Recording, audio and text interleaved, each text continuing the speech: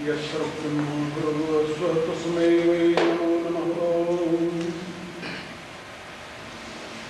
May God bless you all. May He lead you all from darkness to light, from unreal to real, from death to immortality. May He bestow upon you all His divine grace and give you all peace and happiness.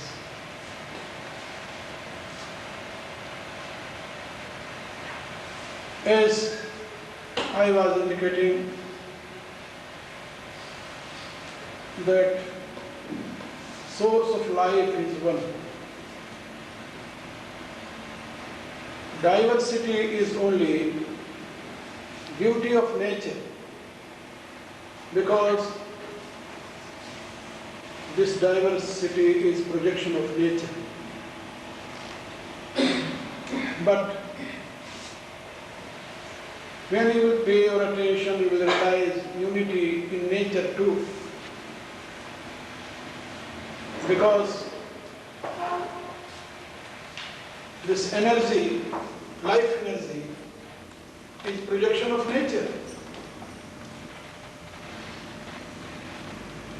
This oxygen is the projection of nature. This breath is projection of nature.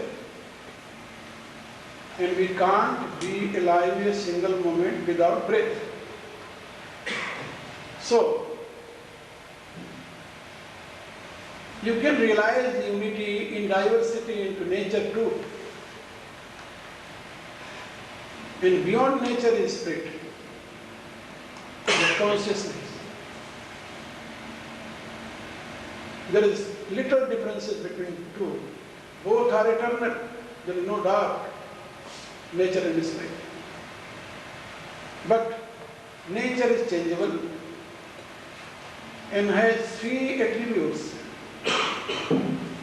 appearing three levels: gross, subtle and causal. In Upanishad we are reading Tej, Apa, An. Gases, liquid and solid, according to scientists. There is one power appearing in the form of gases and same power appearing in the form of liquid and same power appearing in the form of solid. Energy is same. As you know, your body is nothing bundle of limbs, and limb is nothing bundle of tissues, and tissue is nothing bundle of cells, and cell is nothing then bundle of atom.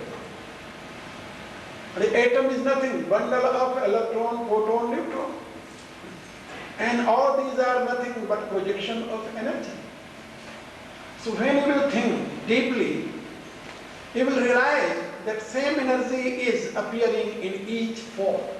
Maybe black, maybe white, maybe pale. In any color, maybe more than 6 feet tall, maybe very small, but same energy is manifesting in each form. There is no difference. And in Upanishad we are reading very good story. The master is teaching his disciples.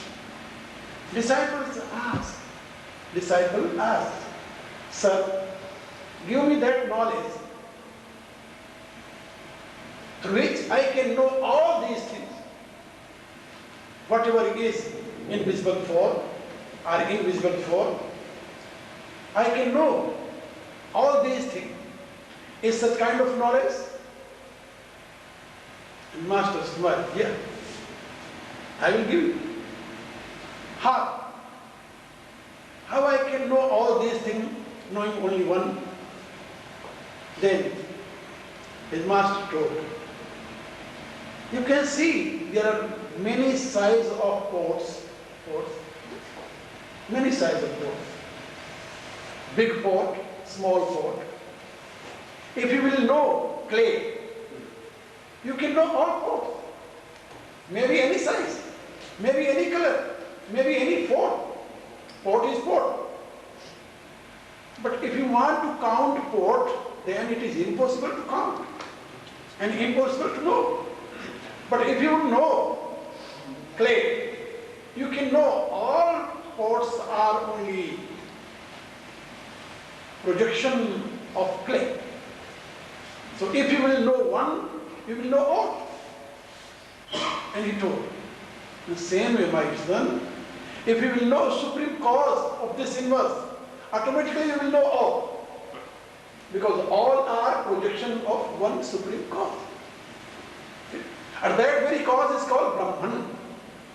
And Brahman is not God. Be aware. Because Brahman is a neither he nor she. That is neuter gender in Sanskrit. Okay? Brahman word is neuter gender. Neither he nor she. Neuterness we are reading in Veda. Okay?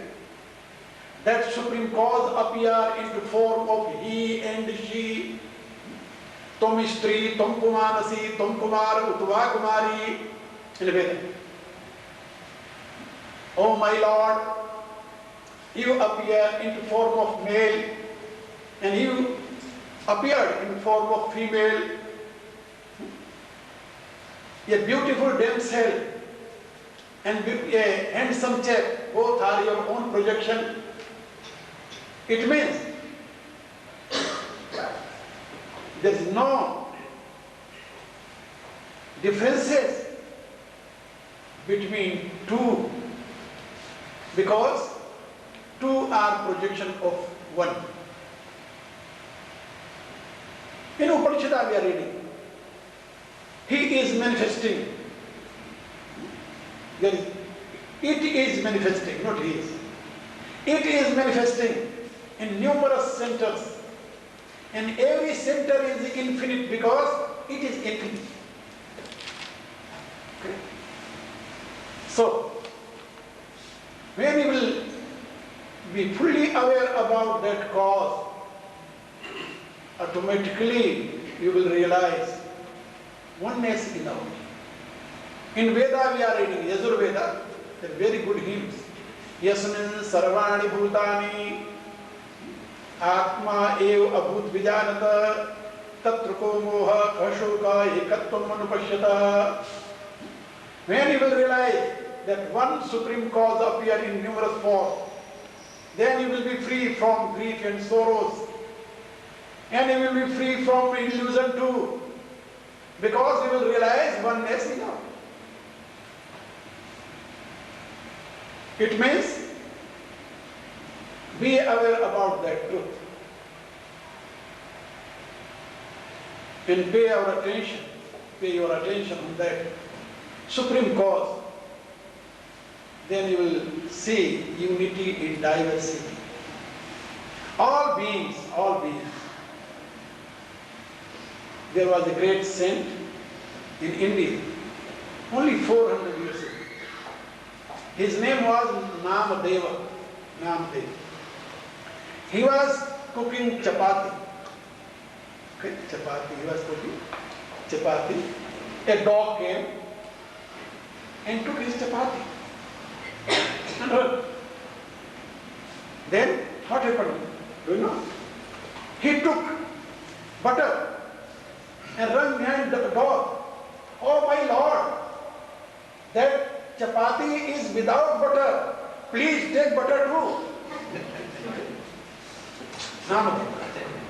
Take butter too.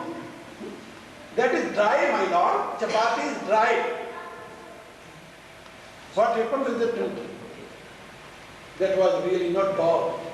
God appeared there from God. And he smiled. Namdeva, you recognize me? Yes, sir, I recognize you in every form. In any form you will come to me, I will recognize you. Because I know your glory. There is nothing beside you.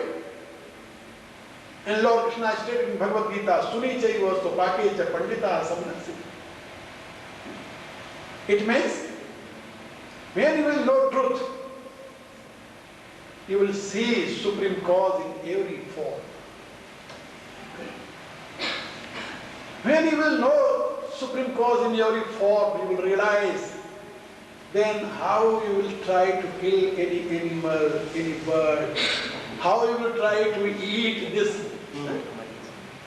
other's flesh and bone.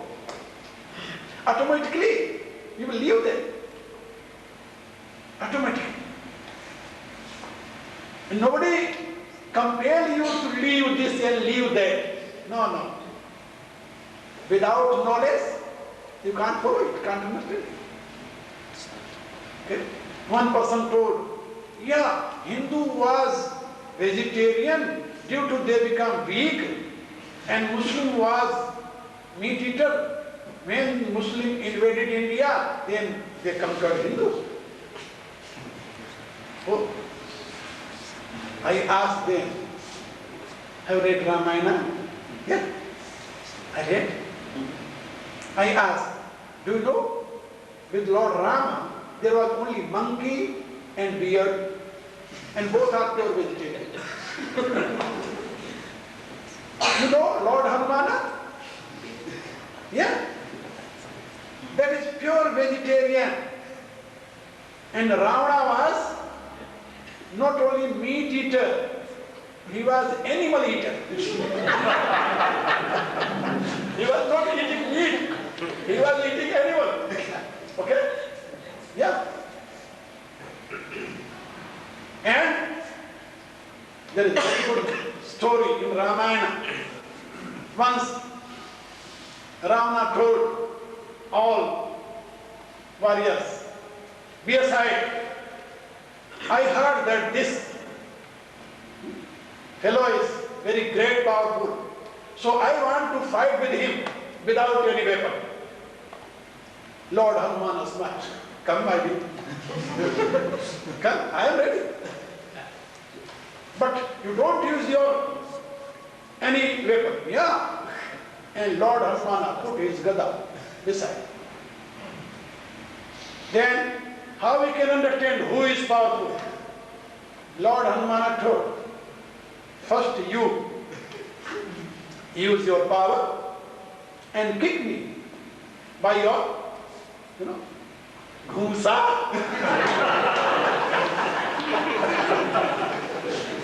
क्या कह? One block. Use your block. Okay. And Hanumana was standing and he used his blow. But he was standing and without any harm. Then he called, now it's my turn. Okay? And then he kicked one blow. And Ravana flatly, slept on the earth and become unconscious. When he become unconscious, then after 1 hour, he got,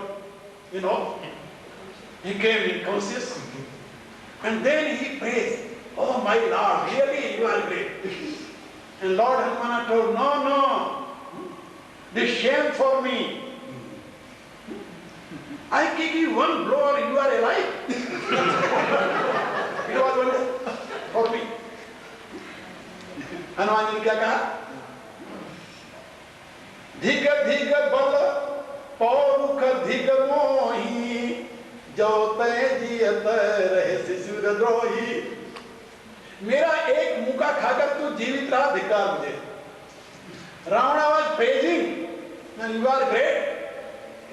I never seen in my life brave like you. And Hanuman ji was saying, no, this same for me because you are alive. It means you don't think that when you will eat meat, then you will be more powerful. Okay? No, it is only illusion. Meat eater can't be more powerful. Clear? Because if you will understand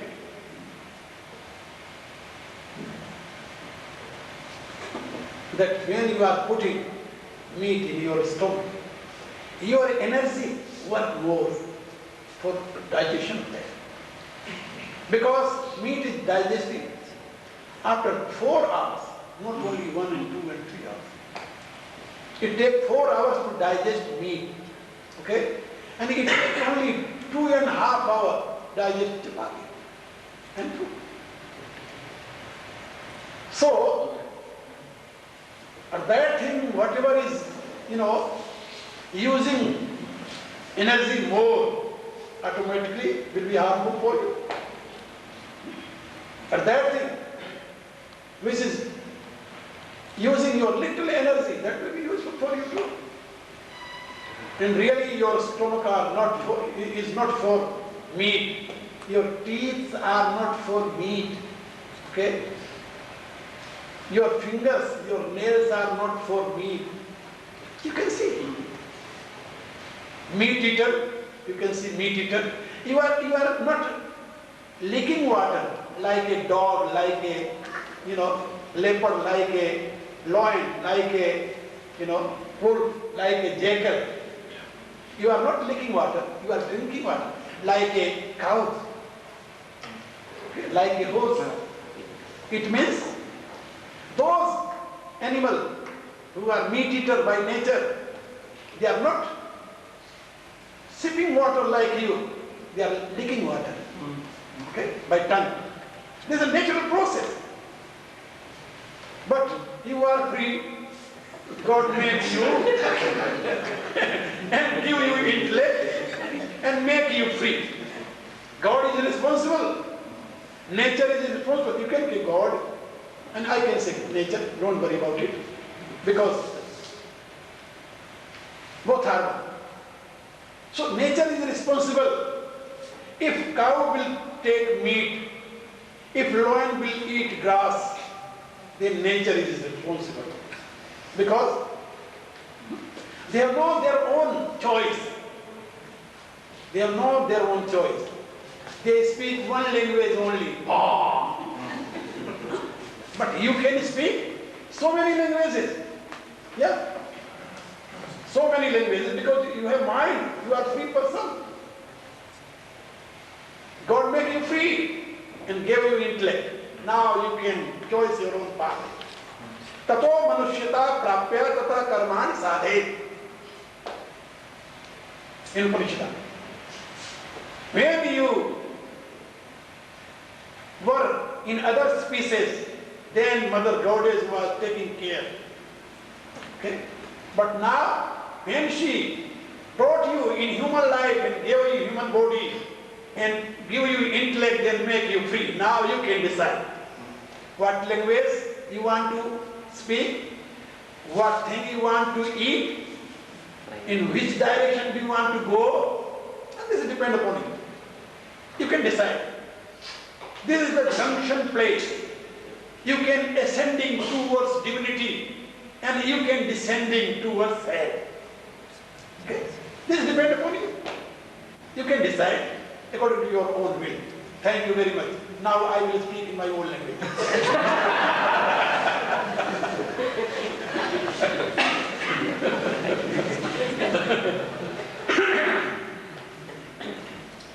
मैं जानता हूँ यहाँ बहुत से ऐसे लोग बैठे हैं जो अंग्रेजी नहीं जानते, इसलिए अब मैं आपको हिंदी में सारी बात समझाऊंगा। इतनी बातें मैंने अंग्रेजी में इसलिए कर दी कि चाहे 2-4 व्यक्ति ही सही, 10 व्यक्ति ही सही जो अंग्रेजी ही जानते हैं, वो मेरे विचारों से वंचित क्यों रहे? ठीक है, मैं अच्छा क्यों ना?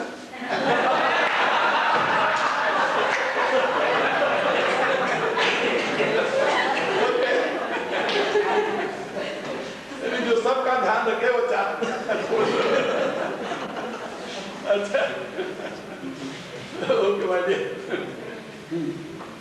तो मैं आप लोगों को ये समझा रहा था कि मनुष्य का शरीर इस ढंग से बना हुआ है कि उसके लिए मांस आहार नहीं है, लेकिन मनुष्य के पास बुद्धि है। अपनी बुद्धि से मनुष्य चाहे मांस खाए चाहे फ्रूट खाए, ये उसके ऊपर निर्भर करता है। लेकिन आपकी आंख 32 फुट लंबी होती है, छोटी से छोटी, बहुत लंबी। और पशुओं की आंख भी इतने लंबी होती है, कई जो बड़े पशु उनकी नाक और लंबी होती है। जब आप मांस खाएंगे तो उसको ट्रेवल करना पड़ेगा, यात्रा करनी पड़ेगी 32 फुट लंबी, ऐसे ऐसे ऐसे। इसलिए उसके डाइजेस्ट होने में 4 घंटे, यहां से चल करके 32 फुट का यात्रा करके नीचे हॉल में पहुंचने में उसे 4 घंटे लगते हैं। लेकिन जो एनिमल मीट ईटर एनिमल हैं, जो मांसाहारी पशु हैं, उनकी आंखें बहुत छोटी होती हैं, 12 से 16, इससे ज्यादा नहीं, क्योंकि उनको जल्दी से जल्दी पास करना पड़ता है। एक, जितने मांसाहारी पशु हैं उनके नाखून तेज होते हैं, क्योंकि मांस पकाकर नहीं खाई जाती। क्या समझे? आप तो स्वाद लेकर खाते हो, तो पकाकर नहीं खाई जाती। इसलिए भगवान ने उनके लिए पंजे दिए। और जितने मांसाहारी पशु हैं उनके दांत बिल्कुल अलग ढंग के होते हैं। किसी दिन विश्वास ना हो तो कुत्ते का मुंह फाड़ कर देखो कैसे दांत है उसके, और अपने से मिला लो शीशे के सामने खड़े होकर। कहीं पर आपकी उसकी क्षमता है, कहीं नहीं मिलेगी। इसलिए मेरे दोस्त, आप मांस के लिए नहीं बने हो। मनुष्य का मूल आहार मांस नहीं है, अन्न है। अन्नो वै प्राण है, अन्नो वै आयु। वेद में अनेकों बार इसका प्रयोग हुआ है, एक बार नहीं। मनुष्य कैसे पैदा होता है? उपनिषद कहती है तस्मात् तस्मात् आकाश आत्मा आकाश संभूत आकाशाद वायु वायु रग्नि रग्ने आप अद्य पृथ्वी पृथिव्याम अन्न औषधे औषधिभ्याम अन्न। ये क्रम है। आपके भोजन के लिए 2 प्रकार के पदार्थ हैं, वनस्पति और औषधि। एक प्रश्न मैं आपसे करके बता रहा हूं आपको। लोग कहते हैं क्या वनस्पति और औषधि में ज्ञान नहीं है? क्या है? तो ज्ञान तो वहां भी है, लेकिन वो अमन है। अमन, सृष्टि में 2 प्रकार के प्राणी है, समन और अमन, माइंडफुल एंड माइंडलेस। एक के पास अंतःकरण है, अंतःकरण, अंतःकरण जानते, सुना होगा अंतःकरण, बुद्धि, मन और अहम। और कहीं पर 4 अंतःकरण कहते हैं, तो चित्त, बुद्धि, अहम और मन। इन चारों को मिलाकर अंतःकरण बनता है, इनर सेंसेस जिसे कहते हैं अंग्रेजी में, और बाह्यकरण। तो ये जितने वनस्पति और औषधि हैं, इनमें अंतःकरण नहीं होता। बॉडी है और इंद्रियां भी हैं, लेकिन 5 इंद्रियां नहीं उनमें। किसी में कोई इंद्रिय अधिक है, किसी में कोई इंद्रिय है। 5 इंद्रियां भी नहीं उनकी। हर एक वनस्पति में 5 इंद्रियां नहीं है। कॉजल फिनोमेना में तो है ही, उनकी बात छोड़ो, लेकिन प्रकट रूप में मैं बता रहा हूं नहीं। इसलिए कुछ वनस्पति हैं जो स्पर्श को जानती हैं, कुछ वनस्पति हैं जो स्पर्श के साथ शब्द को भी पहचानती हैं, क्योंकि इंद्रियां है, ये बाह्य इंद्रियां उनकी काम करती हैं कुछ कुछ मात्रा में, लेकिन सब नहीं करती। 5 ज्ञान इंद्रियां उनके पास नहीं है, वो देखती नहीं, आपकी तरह आंख उनके नहीं है। बस तो इन वनस्पतियों और औषधियों के पास मन नहीं है, इनको अमन कहा गया, अमन। इसलिए जब आप इनको लेते हैं, भोजन करते हैं, पकाते हैं, जलाते तो नहीं ना, पकाते हैं, तो इनकी मृत्यु नहीं होती, क्योंकि यदि वो मर जाए तो आपको जीवन नहीं दे सकते, और आप उसको आहार उसमें ग्रहण करते हैं। वो जीवन प्रदायिनी है, जीवित रहती है तभी तो आपको जीवन देती है। जलकर मर जाए तो जीवन कहां देगी? कोयला खाकर जियोगे? क्या समझे? इसलिए उनमें जीवन शक्ति रहती है, वो अमन है, अमन। आप गोभी फूल ले आया और बनवे लगे काट कर, तो चिल्लांत नहीं ना, और जरा एक बकरा ले जाए, मुर्गा ले जाए, ऐसे ऐसे करता तो चिल्लाए ना, छटपटाए ना, भगे ना, दौड़े ना। वो अमन नहीं, समन है, मन सहित। उसके पांचों ज्ञानेंद्रियां हैं और उसके अंदर मन भी है, और मन ही दुख सुख को अनुभव करता है। याद रखना, दुख सुख को कौन अनुभव करता है? मन। आप जब अनकॉन्शियस हो जाए, कभी ना हो जाए लेकिन कभी ऐसा देखे जो अनकॉन्शियस आदमी हो गया है, उसके शरीर में इंजेक्शन लगाइए और उसके शरीर को फाड़ दीजिए, चीर दीजिए, पता नहीं चलता कि क्या हुआ, क्योंकि मन उसका वहां नहीं होता, मन उसका सेंट्रलाइज हो जाता है। ये तो आप जानते हो। आखिर क्लोरोफॉर्म सुना देते हैं या और जो सुनाते हैं जिससे बेहोश कर देते हैं आपको, उसमें चेतना तो होती है, ज्ञान तो आपकी है, लेकिन आपको कोई दुख अनुभव नहीं होता। क्यों नहीं होता? कि आपका जो मन था वो सेंट्रलाइज हो गया, केंद्रित हो गया, अब यहां नहीं रहा, यहां नहीं रहा, इसलिए उसको ज्ञान नहीं है। काट दिया कि पीट दिया, क्या हुआ? जब वहां से आप लौटते हैं फिर आपको बोध हो जाता कि हाँ अब दर्द हो रहा है। अब दर्द क्यों हो रहा, पहले क्यों नहीं हुआ? क्योंकि पहले हम बेहोश थे। बेहोश माने we are unconscious at that state. It means mind was there, but that was centralized, okay, in its own place. Due to this, you are not aware. उस अवस्था में आपको होश नहीं। तो मैं आपको बता रहा, इसी रूप से ये औषधि और वनस्पति जो हैं, औषधि और वनस्पति में क्या अंतर है ये समझ लो पहले।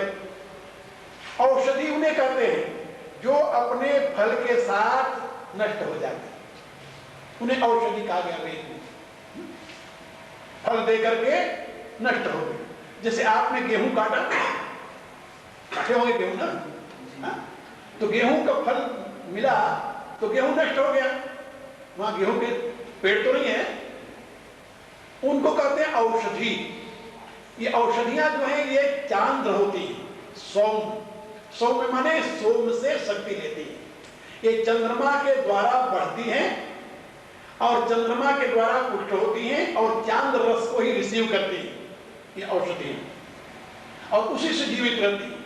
उनमें बल की प्रधानता होती है, बल की। तो अन्न आदि जितने हैं इनको औषधि कहते हैं, क्योंकि ये अपना फल दे करके नष्ट हो जाते हैं। गेहूं के पेड़ में से 2 बार तो नहीं काटेंगे आप, गेहूं काटेंगे एक ही बार काटेंगे। इनको औषधि कहते हैं। और वनस्पति किसे कहते हैं? जैसे एप्पल का, जैसे आम का, नींबू का, अनार, जितने फल है ये सब वनस्पति। वनस्पति माने ये फल देते ही रहते हैं, एक बार देकर नष्ट नहीं होते, ये फल देते रहते हैं, बरसों तक फल देते हैं। इसलिए ये सौर्य है, इनकी शक्ति कहां से आती है? सूर्य में। सूर्य से ये वनस्पति जगत जीवित रहता है और चंद्रमा से औषधि जगत जीवित होता है। इसलिए सूर्य में बुद्धि का निवास है और चंद्रमा में मन का। ये तो पढ़ा होगा ना, सुने होंगे, पंडित लोग बोलते हैं चंद्रमा मनसो जात सूर्यो हो जाए श्रोत्राद वायुश्च प्राणस्य मुखाद अग्निरजाय। तो चंद्रमा मनसो जात, तो चंद्रमा जो है वो मन, उसका प्रतिनिधि आपके शरीर में मन है। इसलिए जब अन्न खाते हैं तो मन दौड़ने लगता है। कहते हैं जैसा खाए अन्न वैसा होए मन। तो अन्न के साथ मन जुड़ा हुआ होता है। इसीलिए जो ऋषि हैं, महात्मा हैं, जो साधक हैं, वो अन्न छोड़ देते हैं, क्योंकि मन ऐसे कंट्रोल होता नहीं। तो कहते हैं भाई जब हम तुम्हें खाने नहीं देंगे तो अपने आप मरोगे, जा तो मर जा, खाने नहीं देंगे तो नहीं खाना देंगे, मर जाओगे। तो अन्न को देते नहीं, पेट में अन्न नहीं डालते, खाते क्या है? फ्रूट, फल, औषधि।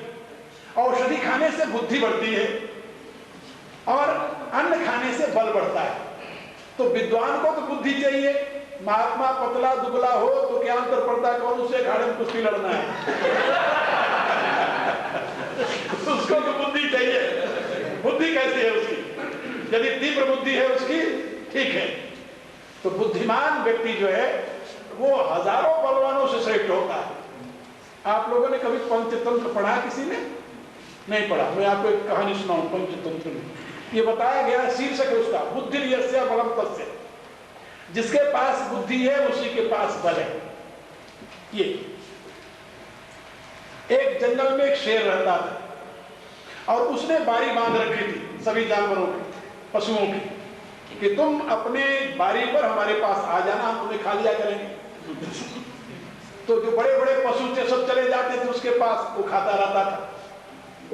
एक दिन एक खरगोश की बारी आई। खरगोश तो जानते हो, very soft animal, very soft, लेकिन था बहुत होशियार। वो सोचने लगा कि ये शेर बहुतों को खाता है, आज इसको सबक सिखाना चाहिए। तो कैसे सबक सिखावे? उसने निश्चय किया कि मैं इसके लिए रास्ता ढूंढ लिया। बुद्धिमान था। अब शेर के पास 12 बजे पहुंचना था, नहीं पहुंचा। वो 1 बज गया, नहीं पहुंचा। 2 बज गया, नहीं पहुंचा। 3 बज गया, 4 बज गया। तब वो दूर से दिखाई दिया आता हुआ, घबराता हुआ आ रहा। शेर ने देखा और वो अब उसको भूख बड़ी थी, क्रोध में था। उसने कहा कि आज तूने मेरे साथ इतना अन्याय किया, हम तुम्हें कितनी देर से इंतजार कर रहे हैं। खरगोश ने कहा कि हुजूर साहब, मेरी एक प्रार्थना सुन लीजिए, मेरे को खाइए, खाने के लिए तो मैं आया हूं, लेकिन मैं क्या करता, मैं विवश था। कहा क्या हुआ? कहा साहब, एक दूसरा शेर इसी जंगल में आ गया, उसने मुझे रोक लिया और वो कहने लगा कि मैं तुम्हें खाऊंगा। मैंने उससे कहा कि नहीं, मैं तो अपने शेर के यहाँ जाऊंगा, तू क्यों खाएगा? वो कहने लगा नहीं, मैं तुम्हें खाऊंगा। मुश्किल से साहब उससे बचा करके दूर दौड़ करके मैं आपके पास आया। अब उस शेर को क्रोध आ गया। कहाँ है उसे? हुजूर चले, अभी दिखाता हूँ। वो ले गया उसको, आगे खरगोश पीछे से वो गया। तो एक कुआं था बड़ा, कुएं में पानी भरा था। खरगोश ने कहा हुजूर वो देखिए। जब शेर ने ऐसे देखा तो उसकी छाया दिखाई दी। उसने देखा शेर खड़ा हुआ है, तो शेर दहाड़ा। तो दहाड़ा कुएं से इको जिसे कहते हैं ना, प्रतिध्वनि बाहर आई। कहा हुजूर वो भी दहाड़ रहा है। शेर ने कहा पहले इसका काम निपटा लो, फिर तुम्हें खाऊंगा। खड़ा रहे। शेर ने छलांग मारा। जब कुएं में छलांग मारा तो कहता बाय बाय,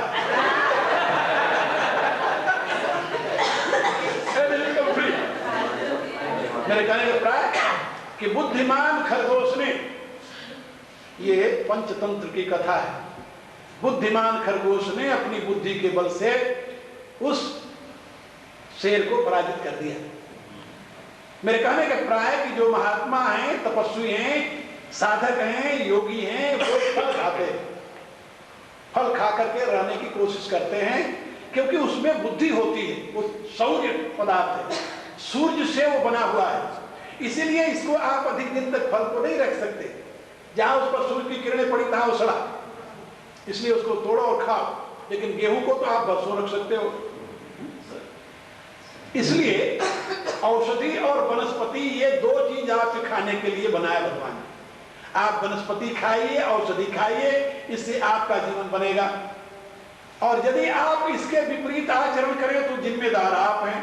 नेचर ने कहा कि मैं जिम्मेदार नहीं, I am not responsible, I gave you intellect, you can use your intellect, if you will do good then you will be divine, if you will do bad you will be demonic person, if you will be demonic person then automatically you will go to hell. Hell means grief and sorrows and suffering and hell. You will be prey of grief and sorrows and suffering. इसलिए भगवान ने साफ कहा गीता के 17वें अध्याय में, अर्जुन को सारा ज्ञान दिया। 18वें अध्याय क्या कहा? यथा यथेक्षसि तथा कुरु, जैसी तुम्हारी इच्छा हो वैसा तू कर। मैंने तुम्हें बता दिया सारा। और उसमें आहार के लिए भी उन्होंने बताया, ये नहीं कहा तुम्हें करना चाहिए, ना ना। विद्वान कौन? विद्वान वह है, भगवान वह है जो सत्य का उद्घाटन करता है। तुम्हें कैसे करना है ये डिसाइड तुम करो, क्योंकि हम जबरी तुम्हें लगा दें इस काम में तो थोड़ी देर बाद तुम उल्टे सोचने लगोगे, सोचोगे इसी के कोई स्वार्थ होगा जो हमें इसमें लगाया। हाँ, क्या सोचो? इसका जरूर कोई स्वार्थ होगा, नहीं तो मुझे इसमें क्यों लगाता है? इसलिए भगवान कहता है मेरा कोई स्वार्थ नहीं है, क्योंकि तुम प्रणाम करोगे तो भगवान बड़ा हो जाएगा क्या? तुम 2 फूल चढ़ा दो तो भगवान उससे महान हो जाएगा क्या? ना ना, भगवान तो भगवान है। तुम उसकी तरफ पीठ करो तब भी वो भगवान है, तुम उसकी तरफ आंख करो तब भी भगवान है। सूर्य की तरफ तुम थूको तब भी वो सूर्य है। कहते हैं ना कि सूर्य पर जो थूकता है उसका उसके मुंह पर आकर गिरता है, सूर्य पर पहुंचता नहीं। और सूर्य की आरती उतारो तो भी सूर्य सूर्य है, सूर्य में कोई अंतर नहीं आता। इसी रूप से भगवान ने सत्य बता करके कहा तुम जानो तुम्हारा काम जाने। तो भगवान ने गीता के 17वें अध्याय में ये बात बताई कि तुम्हारे जीवन का मूल आधार 3 गुण है, प्रकृति के 3 लेवल, जैसे मैंने बताया। एक तेज, दूसरा अप, तीसरा अन्न। इसी को सांख्य की भाषा में कहते हैं सतोगुण, रजोगुण, तमोगुण। ये 3 गुण प्रकृति के। भगवान ने कहा कि इस 3 प्रकार के पदार्थ भी सृष्टि में सात्विक पदार्थ हैं, राजसिक पदार्थ हैं, तामसिक पदार्थ हैं। जो सतोगुणी व्यक्ति हैं उनको सात्विक पदार्थ अच्छा लगता है। हमारे पास एक लड़की यहाँ बैठी हुई है थाईलैंड की, वो अपने माँ बाप को छोड़ करके इसलिए घर से चली आई तो कहती है कि वो लोग मांसाहारी हैं, मैं देख भी नहीं सकती, खाना तो दूर की बात है। अब उसको आप मजबूर करो कि तुम मांस खा लो, खाएगी कभी? नहीं खाए।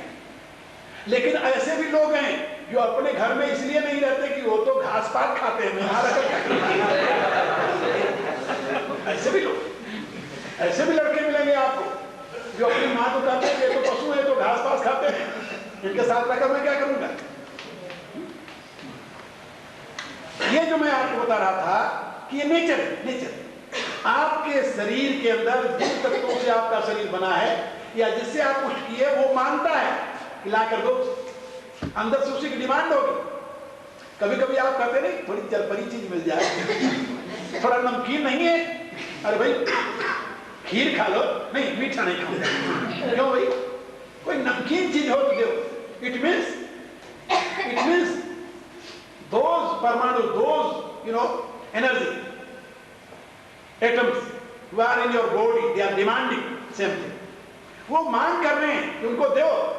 अब तुम बुद्धिमान हो, यदि अंदर से मांग है कि हमें चरपरा मिलना चाहिए, तुमने कहा कि अच्छा ले खा लो चरपरा, फिर तो रजोगुण बढ़ेगा, रजोगुण फिर तमोगुण को बुलाएगा, तू आ जा भाई मेरे पास, तू उसका सगा भाई हो।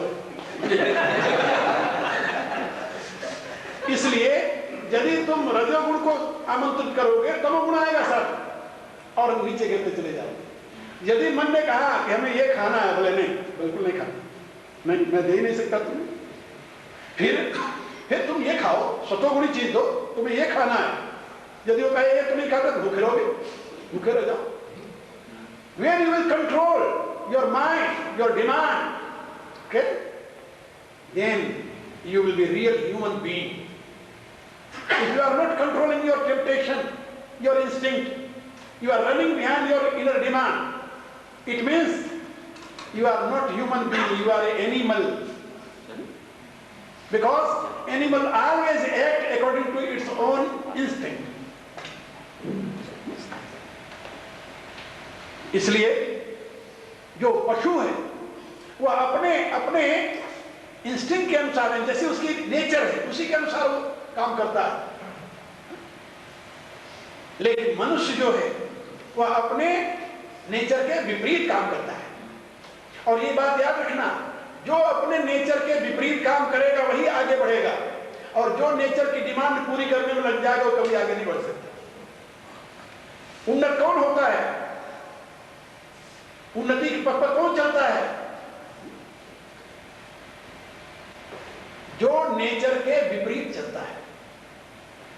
नेचर मैंने अपनी नेचर, अंदर से मांग आई कि आज ये खाना है, आपको नहीं खाना, ये चीज खानी जो अच्छी है।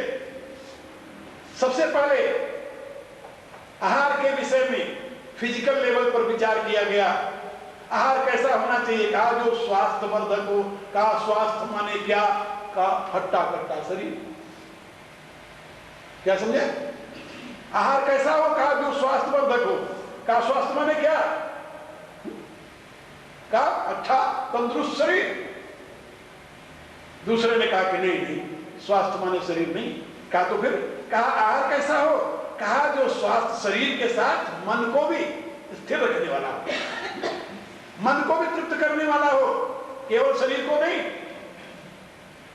कहा ठीक है। अब तीसरे से पूछा गया कि आहार कैसा हो? कहा भाई आहार ऐसा हो जो शरीर को भी स्वस्थ रखे, मन को भी स्वस्थ रखे, बुद्धि को भी स्वस्थ रखे। क्योंकि you have three bodies, physical, mental and intellectual. There are three bodies. This is called gross body and subtle body and causal body. Whatever you are eating, it gives effect to all these bodies. So try to take such kind of meal, such kind of food, who gives proper effect of these three. जो इन तीनों के ऊपर अपना पूरा परिणाम दे सके, ऐसे भोजन करो। इसलिए हमारे ऋषियों ने, great seers of India, they search this truth and they declare आहार शुद्धो सत्व शुद्धि। If your food is pure, your wisdom, your intellect will be pure, your mind will be pure, your body will be pure too. यहाँ पश्चिम के लोग body और mind के सिवा नहीं जानते कि कोई इंटेलेक्ट भी चीज है, अभी तक नहीं समझ पाए। हाँ? लेकिन भारतीय ऋषियों ने इस तत्व की खोज की है।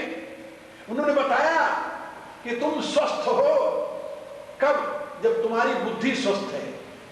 तुम स्वस्थ हो कब, जब तुम्हारा मन स्वस्थ है। तुम स्वस्थ हो कब, जब तुम्हारा शरीर स्वस्थ है। यदि ये शरीर अस्वस्थ भी हो जाए, तुम्हारा मन और तुम्हारी बुद्धि स्वस्थ है, तो ये अस्वस्थता तुम्हारा कुछ नहीं बिगाड़ सकती, कुछ नहीं बिगाड़ सकती।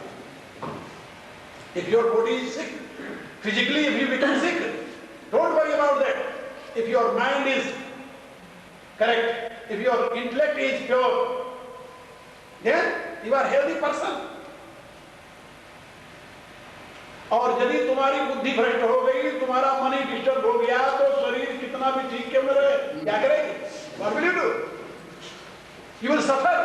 Suffering is there related with your mind and intellect. Okay? Not your body. Suffering is there related with your mind and intellect, not your body. Be aware about it. 65 में जब भारत पाकिस्तान का भारत पाकिस्तान का, तो पाकिस्तान ने अचानक जम्मू क्षेत्र पर हमला कर दिया। भारत को पता ही नहीं था कि युद्ध करेगा, पता ही नहीं था। अचानक हमला कर दिया और पूरे योजना के साथ नीचे नीचे टैंक और उसके ऊपर हवाई जहाज और पीछे उसके इन्फेंट्री चल रही थी। और एक रात में वो काफी मील तक, 25-30 मील तक भारत के निकट आ गए, यानी अंदर प्रवेश कर गए। और भारत सरकार उन दिनों बिल्कुल लापरवाह थी, उसको ये पता ही नहीं था कि यहां से कोई अटैक कर सकता है। वहां केवल 400 जवान ड्यूटी पर थे, 400, एक बटालियन छोटी सी। और वो जवान थे डोगरे। डोगरे कहते हैं जो हमारे जम्मू इलाके के और पहाड़ी इलाके के रहने वाले लोग हैं, उनको डोगरा कहते हैं, वहां के रहने वाले लोग। उसमें था कैप्टन, जिसके साथ वो जवान थे, वो इंचार्ज था। भारत सरकार सोचती भी नहीं थी कि इधर से पाकिस्तान अटैक करेगा। अब 400 जवान और इतनी बड़ी पूरे यानी डिप का कैसे सामना कर सके? और आगे आगे टैंक चल रहे थे, टैंक के सामने तो आदमी कुछ कर ही नहीं सकता। उनके पास कुछ था नहीं जिससे वो लड़ सके। बंदूक क्या करेगा टैंक का? और पैटर्न टैंक थे अमेरिका के, जिसकी चादर जो थी वो 6 इंच मोटी थी, 6 इंच। अब उनको तोड़ना कोई खेल थोड़े था। जवानों ने निश्चय किया तुरंत कि यदि अभी हम इनको नहीं रोके तो ये हमारी सीमा में आगे जम्मू पहुंच जाएंगे, और यदि जम्मू पहुंच गए ये, फिर इनको हटाना मुश्किल हो। फिर क्या किया जाए? जवान ने ललकारा, कुछ नहीं, मरना तो है ही, तो देश को बचा लो। उनके पास हथगोले थे, हथगोले। वो हथगोले लेकर के टैंक के सामने सो गए। हाथ में हथगोले थे, लेकर के टैंक के सामने सो गए। जब टैंक उनके ऊपर से गुजरा तो गोला फट गया अंदर से। तो ऊपर तो चादर थी 6 इंच की मोटी, लेकिन नीचे तो मशीन थी, नीचे तो कुछ नहीं था, और नीचे से टूट गए। और 17 टैंक टूटे एक साथ ऐसे। जब 17 टैंक टूट गए, तब वो जो कमांडर था उनका, वो घबरा गया, ये तो कोई बहुत बड़ी शक्ति है सामने, और उसने वहीं स्टॉप कर दिया और वहीं फौज रुक गई, आगे नहीं बढ़ी। सवेरा हुआ, रात की बात है, सवेरा हुआ जब, तो वहां पर देखने लगे क्या स्थिति है भाई, क्या स्थिति है, तो पता चल गया भारत की प्रमुख गई वहां। तो वहां पर जो कैप्टन था, कैप्टन, उसकी मैं कहानी सुना रहा हूं आपको। जो कैप्टन था उसको इतनी गोलियां लगी थी शरीर में, इतनी गोलियां लगी थी कि उसके शरीर में कोई ऐसा जगह नहीं था जहां की घाव हो, लेकिन वो जीवित था, मरा नहीं था, क्योंकि कोई ऐसी जगह गोली लगे जहां मरने वाली तभी आदमी मरता है। तो उसको स्ट्रेचर पर ले जा रहे थे, इतने में उसका बाप सुना, वो पहुंच गया। जब बाप उसका पहुंचा तो उसने देखा, आवाज दी कि मेरे लड़के को, नहीं लड़का उसका वो था, उसने कहा कि मुझे गौरव है तेरे लड़के पर। जब बाप की आवाज उठी सुनी वो, तो स्ट्रेचर से उठकर बैठ गया वो जवान, 23 साल का लड़का था, 23 साल, ओनली 23 years old, कैप्टन उठकर बैठ गया। और वो क्या कहता जानते हो, कहता पिताजी मुझे देखिए, मेरे पीठ पर एक भी गोली नहीं लगी। क्या समझे, कि मेरे पीठ पर एक भी गोली नहीं लगी है, जितनी गोलियां लगी हैं मेरे सामने लगी, मेरे सीने पर, मेरे पांव में, मेरे सामने लगी, पीठ पर एक भी गोली नहीं लगी। इतना कह करके वो सो गया। मेरे कहने का अभिप्राय कि शरीर उसका छलनी हो गया था, लेकिन अंदर से उसे स्वाभिमान था, गौरव था कि मैं अपने देश के लिए पीठ नहीं दिखाया। इससे मैं आपको बता रहा था कि शरीर आपका नष्ट हो जाए तो कोई हानि नहीं है, दुख कब होगा, जब आपका मन टूट जाए। कहते हैं ना, दिल टूट गया, यदि मन टूट गया, दिल टूट गया, तो यू कांट स्टैंड, खड़े नहीं हो सकते आप। और शरीर का कोई अंग टूट गया, कहते कोई बात नहीं, कोई बात नहीं, ठीक है, बड़े काम के लिए किया है, मरना कोई बुरी बात नहीं है। तो आदमी कब अस्वस्थ होता है, जब उसका मन अस्वस्थ है, उसकी बुद्धि अस्वस्थ है। इसलिए हमारे शास्त्रकारों ने बताया कि भोजन ऐसा करो जो तुम्हारे शरीर को ही नहीं, शरीर पुष्ट हो, मन स्टेबल हो, बुद्धि शार्प, ये तीनों जहां पर स्वस्थ हो वो भोजन करना चाहिए। तो भगवान ने ऐसा भोजन गीता के 7वें अध्याय में बताया कि भाई देखो, एक तो ये भोजन है सात्विक, जिससे तुम्हें 3 चीजें मिलेंगी। क्या क्या? आयु, सत्व, बल, आरोग्य, 4 चीजें। आयु, लंबी आयु होगी तुम्हारी, और बुद्धि तुम्हारी शुद्ध होगी, सत्व, और बल मिलेगा तुम्हें, और आरोग्य मिलेगा। यानी ये शरीर भी स्वस्थ रहेगा, मन भी स्वस्थ रहेगा, बुद्धि भी स्वस्थ रहेगी, और आयु भी दीर्घ होगी। आयु, सत्व, बल, आरोग्य, ये 4 चीज मिलेंगे। और इतना ही नहीं, 2 और मिलेगा, सुख, प्रीति, विवर्धन, और सुख की वृद्धि होगी और प्रेम की वृद्धि होगी। यहां वाला प्रेम नहीं, लव वाला प्रेम नहीं मैं कह रहा। यहां पर लव लोग कहते हैं लस्ट को। Then pure love will appear in your heart, not lust. Okay? Where there is demand, there is no love, there is lust only. Love always wants to give, not take. Where there is demand, where there is desire, there is no love. प्रेम जो है हमेशा देता है, लेता नहीं कुछ, याद रखना। भगवान कहते हैं सुख, प्रीति, विवर्धन, आयु, सत्व, बल, आरोग्य, सुख, प्रीति, विवर्धन, ये 6 चीजों की वृद्धि करता है। कौन? रस्या, स्निग्धा, स्थिरा, हृदया, आहार, सात्विक क्रिया, ये सतोगुणी आहार। यदि सतोगुणी आहार तुम करोगे तो ये 6 चीजें तुम्हें प्राप्त हो जाएंगी। आयु, सत्व, बुद्धि, सत्व माने बुद्धि, आयु, बुद्धि, बल और शरीर की आरोग्य। यहां बल मन का संबंध, जैसे मैंने बताया था, चंद्रमा से मन बनता है, मन से बल होता है। मन के हारे हारे, मन के जीते जीत। इसलिए आयु, सत्व, बल, आरोग्य, सुख, प्रीति, विवर्धन, इन 6 चीजों को यदि तुम चाहते हो तो रस्या, जूस पियो, डट के खूब, रस्या स्निग्धा, दूध पियो, डट के दूध पियो, जूस पियो। रस्या स्निग्धा स्थिरा, यदि कुछ खाने की चाहो तो गेहूं का आटा, जौ का आटा, चावल, खीर बनाकर खाओ, रोटी बनाकर खाओ, सब्जी बनाकर खाओ। रस्या स्निग्धा स्थिरा हृदया, और प्रिय लगने वाला, जिसको देखते ही हो कि वाह बहुत सुंदर, क्या सुंदर मिठाई सजी हुई होती है। मांस की दुकान पर जाते हैं और मिठाई की दुकान पर जाते हो तो जी में अपने आप पानी आने लगता है। तो क्या है हृदय? हृदय माने आपको आकर्षित करता है, खाने के लिए आपको आकर्षित कर रहा है वह सुंदर वस्तु। इसलिए हृदय आहार ये सतोगुणी आहार है। यदि आप सतोगुणी बनना चाहो तो इस प्रकार के आहार करो। मांस रजोगुणी आहार नहीं है, मांस तो तमोगुणी है, याद रखना। और बल्कि मांस को तमोगुणी आहार में भी नहीं गिना, उसको तो अभक्ष्य कहा गया। गीता में मांस को तमोगुणी आहार भी नहीं कहा गया, ये बात याद रखना।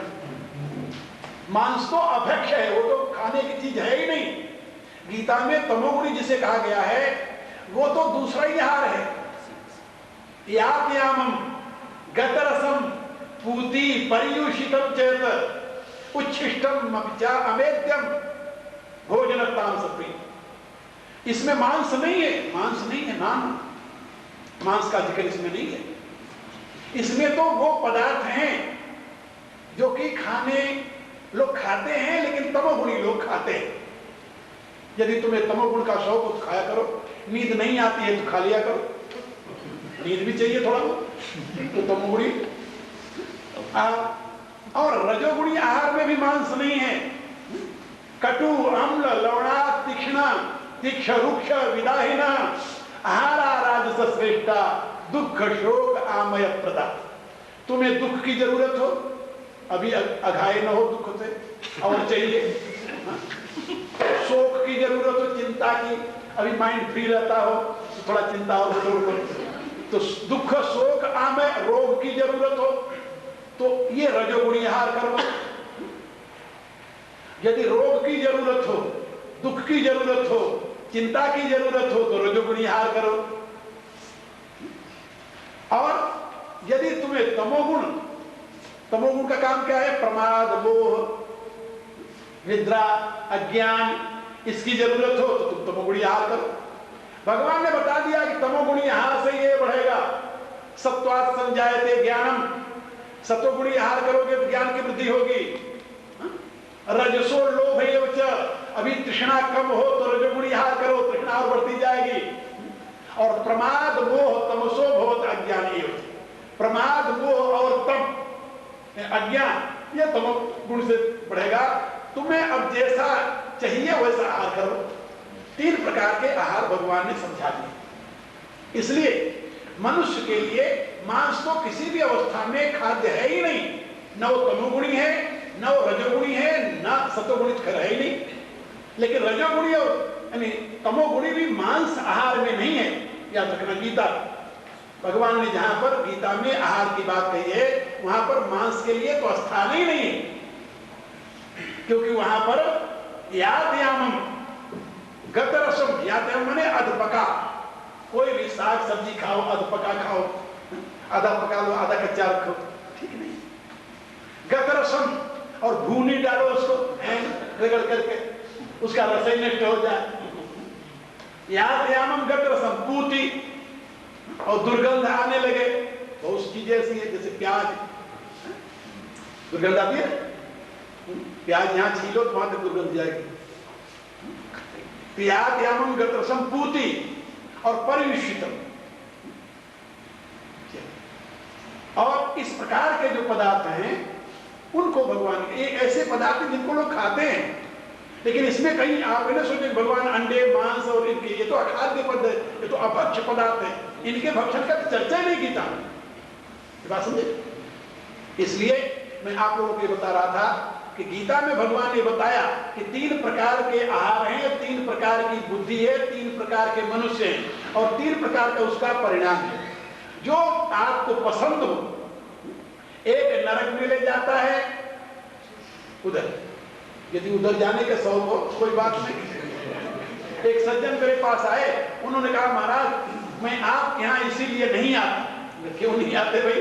कहा आपके यहाँ जितने लोग आते हैं ये सब स्वर्ग जाने वाले हैं, और मैं देखता हूं इनकी संख्या बहुत कम है, और हमें कम लोगों में मजा नहीं आता, इसलिए हम उस समाज में जाते हैं जहां बहुत आयत है, क्योंकि हमारी फ्रेंडशिप वहां होगा उनके साथ।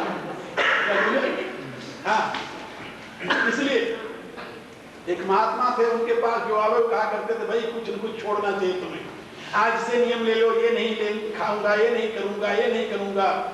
एक बंदा था बैठा व्यक्ति सुनता था, जब सारी बात सबको सुना दिया, सब चले गए, तो आखिर में उसने भी प्रणाम किया।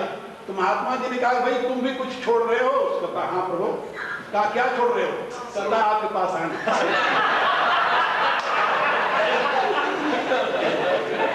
आपके पास आना, दोबारा नहीं आना, दोबारा नहीं आना। इसलिए मेरे कहने का प्राय कि 10 बज गया, आप लोगों को सुनते सुनते मेरी बात है बहुत कहीं ऐसा आप लोगों ने कह दो कि कल से नहीं आना। इसलिए भगवान के बताए हुए संदेश मैंने आपको दोनों भाषाओं में समझा दिया, जिसको आप समझ सकते हैं। कल का प्रोग्राम जो है वो हमारे आश्रम में वही 7 से लेकर 9 बजे तक कार्यक्रम चलेगा। आश्रम में हमारे बगल में आश्रम है हमारा, आप लोगों को मालूम है, वहाँ पर है। वही 7 बजे आइए, 9 बजे तक व्याख्यान सुनिए और आराम से अपने अपने घर जाइए।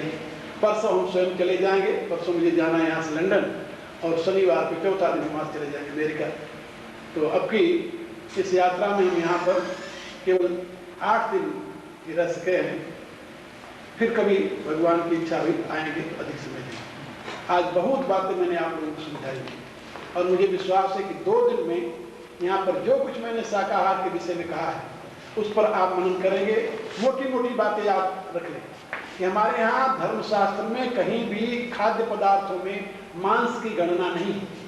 गीता में तो बिल्कुल नहीं, क्योंकि वो अभक्ष्य है। उसके लिए एक शब्द का प्रयोग होता है हमारे यहाँ, अभक्ष्य। अभक्ष्य उसको कहते हैं, अभक्ष्य। इसलिए जो अभक्ष्य है मनुष्य के लिए भक्षण करने योग्य है ही नहीं, उसका विधान कैसे हो सकता है शास्त्र में? न वो सतोगुणी है, न तमोगुणी है, न रजोगुणी है, तीनों गुण से रहित है, बस वो अभक्ष्य है, इसलिए उसकी चर्चा नहीं। एक बात। दूसरा, भगवान ने मनुष्य को बनाया तो उसके पास कोई ऐसा साधन नहीं दिया कि वो मांस खाए। न तो दांत दिया, न तो पेट दिया, न तो आंत दी, न तो नाखून दिया, कोई चीज नहीं दिया जिससे मांस खाए। लेकिन उसकी बुद्धि जब भ्रष्ट हुई तो भगवान की नियम के विपरीत काम करने लगा। तो भगवान के नियम के विपरीत तो बहुत काम करते हैं। भगवान ने ऐसा विधान बताया, ऑक्सीजन लेते हैं, कार्बन डाइऑक्साइड छोड़ते हैं, है ना? लेकिन जो लोग लंबा सूटा लगाते हैं वो क्या करते हैं? They are working against God, divine law. जो सिगरेट पीते हैं, धूम्रपान करते हैं, क्या करते हैं?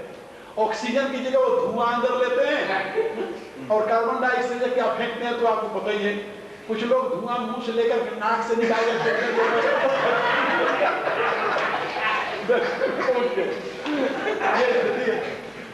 यदि आप अगेंस्ट टू नेचर यदि आप करने लगे तो भगवान क्या करेंगे?